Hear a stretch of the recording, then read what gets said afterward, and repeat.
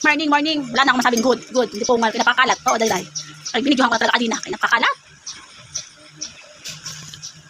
Kape tayo. Kahit pangatlo na tong kape. Kaya nabubuisit na ako sa kalat. Huwag na umorder para itapon na lahat. Hindi naman ginagawit. Diyos, may nakakaloka. Kakautak ko. Kalimutan ko tuloy kanina ang aking video. Siya ngayon, tara na mag-churba, chismis-chikahan. Chismis-chikahan na tayo. Kasi okay na siya. O, diba, nilinis ko na. Kaya ngayon, mag-chismis-chikahan na tayo. Adidan. Kasi naalala ko to si Girl Lulu. Kasi masaya siya. Masaya siyang tao dati. Masaya sa love life. Masaya sa nagkaroon siya ng anak dati. Tapos, naging okay yung pagtatrabaho niya kasi lagi siyang hinahatid sundo ni Jowa. Hindi naman sila kasal. Alam mo naman, sa panahon naman ngayon, hindi naman talaga uso ang kasalan, di ba? Mas malimit talaga ang mag-live-in kasi di mo naman masabi ang panahon lagi kung mapapakasal ka talaga o ano, sayang lang, di ba? Kaya mag-live-in lang. Yun, tamang anuhan lang. So, after nun, masaya si Girl Lalo kasi hanggang sa nagtrabaho siya ng company. Maganda ang trabaho niya, lagi siya napasok. Tapos may mga time din naman na hindi siya pumapasok kasi walang magbabantay ng anak niya. Kasi may mga time na magkaiba sila ng shift. Magkaiba sila ng trabaho. So ngayon, nag-uusap sila mag-jowa na ganito, ikaw gantong oras, ako ganito, ganyan, palitan. May nakikita naman silang taga-asikaso ng bata dati. Kasi hindi na nila nakikita yung nagbabantay kasi nga nagtrabaho din. Siyempre meron naman mga tao na mas gusto talaga magtrabaho. Siyempre mas okay mag-gisahod, di ba? So yun, nagpapalitan sila mag-jowa. Papalitan sila. Tapos malimit na mas malimit na hindi na natrabaho si Girl Lalo.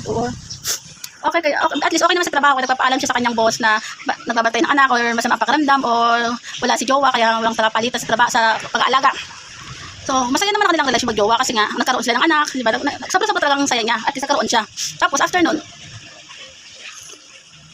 doon dumating sa point na nagsawa siya sa pagkukunwari.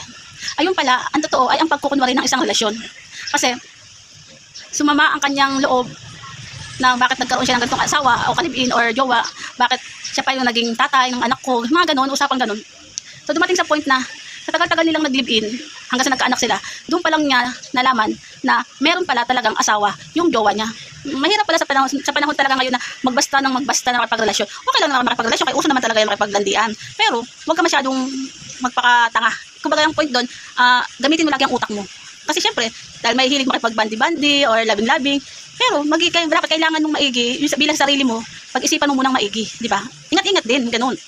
So, sa sobrang pagmamahal niya, doon yun nalaman na meron pala talagang asawa, yung lalaki na kalibin niya. So, umamin, kumbaga, hindi, sa tagal na panahon, never yan tumulong na nagkaroon siya ng ganung pamilya. Kumbaga, siya pa mismo, sa sarili niya, siya pa ang nakahanap ng katotohanan na kanilang pagsasama ay puro isang mga kaloko, yung puro kasinungalingan. Kasi meron siyang tunay na mga anak at asawa, nakasal siya. Kaya galit na galit siya sa sarili niya kasi may dumating sa point na tumatawag pa, biglang tumawag sa cellphone niya na meron tumatawag sa kanya na ganito pala, ito ay asawa, ito ang asawa ni ganito kasama yung mga anak. Pauuwiin niya na yung lalaki para makasama yung nanay, ay yung tatay. Kaya dahil bilang isang jowa o kalibin, humingi siya ng pasensya. Humingi siya po pasensya sa babae kasi never niya alam na nagkaroon ng asawa ng yung kanyang jowa. Yung pala, yung tunay na asawa ay nasa probinsya. Kaya never niya na nalaman na meron pala yung asawa at mga anak. Yun, nakipag-usap siya ng ayos sa babae. Kasi nga yung babae mismo ang tumawag sa kanya. So ginawa ni Girl Lalo, humingi siya ng pasensya dahil sa totoo lang wala siyang kaalam-alam.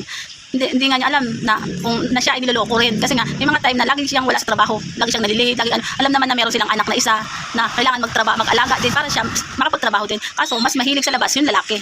Kaya dumating sa point na pareho pala sila sila pareho sila niloloko na ng lalaki. Dahil sobrang, at least ang maganda lang doon, dahil pareho silang karelasyon ng lalaki, naging okay yung kanilang usapan, na nagkaayusan silang dalawa, dahil pareho silang may alam. Hindi nila pareho alam eh. Kaya at least nagkaigi sila ng usap, naghingian ng patawad, hingi ng pasensya, na wala talagang sinisira, hindi pinipiling mangyari yun. So dumating sa point na talaga bumitaw na ang babae na umayaw na, kahit nasabi niya nagkaroon siya ng anak. Talagang iniwanan niya na, pinaghiwalay na sa lalaki, umalis, humiwalay para hindi na makita kung saan ka nakalagay, kung saan sila nakatira. Dahil para sa kanya, kakayanin niya yung buhay niya, kahit na kasama niya yung anak niya, mas masaya yun. Magkakayanin niya lahat kahit nahihirapan siya. Yun, ganun. Total, meron naman pa rin siya mga pamilya, mga kapatid, may magulang, kahit paano natutulungan pa rin siya kasi dahil sa point na umamin siya na ganun na nangyari sa karelasyon niya dahil never niya talaga nagkaroon ng asawa at anak sa probinsya. Yun. Asawa naman, hanggang ngayon, naging masaya naman si Girl Lalo kahit na hiwalay. Kapag hiwalay na talaga siya, nagtago na siya. So, si Girl Lalo, masaya naman ngayon kahit sabi natin nagkakaroon ng jowa-jowaan puno, kalampungan, pero never pa siya nakipagrelasyon. Kumbaga sinasaya niya lang muna yung sarili niya bilang lungkot. Siyempre, minahal niya yung lalaki, pero kahit sabi niya mahal pa niya, pinush pa rin niya sarili niya na hiwalayan na. Dahil ayaw niya na magkakaroon pareho sila naging babae. Maghiwalay na lang pare-pareho lahat para lalaki lang mag-isa sa solo. O di po nga lalaki, wala ka umay sa lampungan na kung saan. Yun ang life. Ayun lang, nasabi ko lang, kaya masaya sa nangyari sa kanya dahil masaya siya ngayon, di ba? Ganun talaga yun. Positive siya sa nangyari niya. Idea. Okay? Good. Goodbye na tayo mga di po mga kaya dahil ubos ko ng pakatlo na tubig, pakatlo, goodbye na. Matama sa tamis ka na.